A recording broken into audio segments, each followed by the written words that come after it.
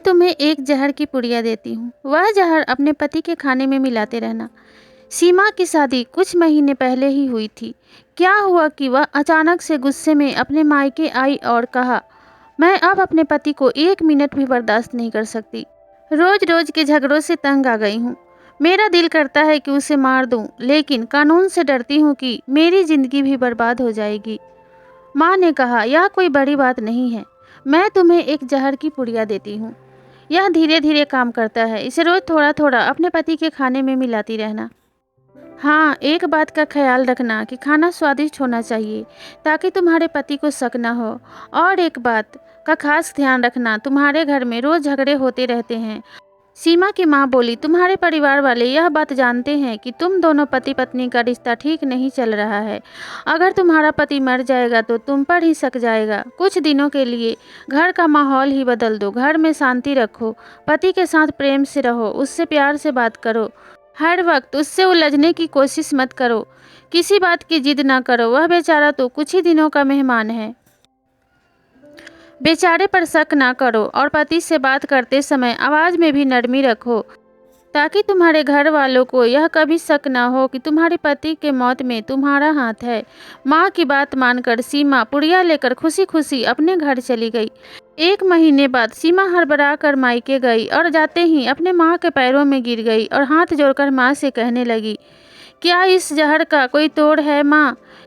लड़की ने कहा, तुम्हारे कहे अनुसार रोज थोड़ा थोड़ा जहर अपने पति के खाने में मिलाकर खिलाती रही हूँ।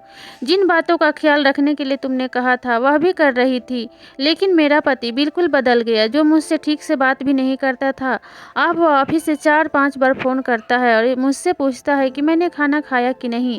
काम ज़्यादा है क्या? अपना ख्याल रखो, आराम करो। मेरा बहुत ख्याल रखता है, मुझसे बहुत प्यार करता है।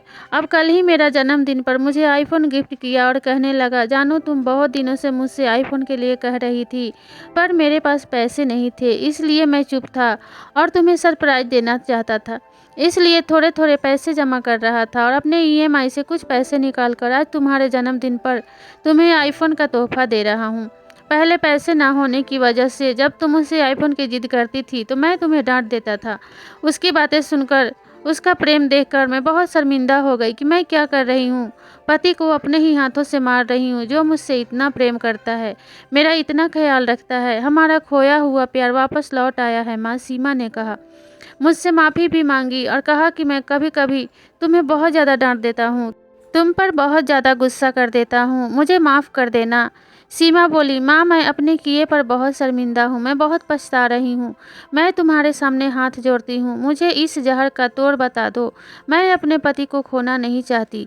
यह कहते हुए सीमा हाथ जोड़कर फूट फूट कर रोने लगी। सीमा की बात सुनकर उसकी माँ हंस पड़ी और कहने लगी, क्या मैं पागल हूँ जो अपने बेटी की बसी बसाई गृहस्थी उजाड़ दूँ? तुम चिंता मत करो, तुम्हारे पति को कुछ नहीं होगा, क्योंकि वह जहर नहीं हाजमे का चूरन था। तुम दोनों पति पत्नी ने तो खुद ही अपने रिश्ते में कड़वाहट, शक और गुस्सा का असहनीय जहर घोल रखा था, जो कि अब दूर हो गया है। दोस्तों, पति पत्नी के बीच इस जहर को काटने के लिए परिवार में बड़े बुजुर्गों का होना आवश्यक है।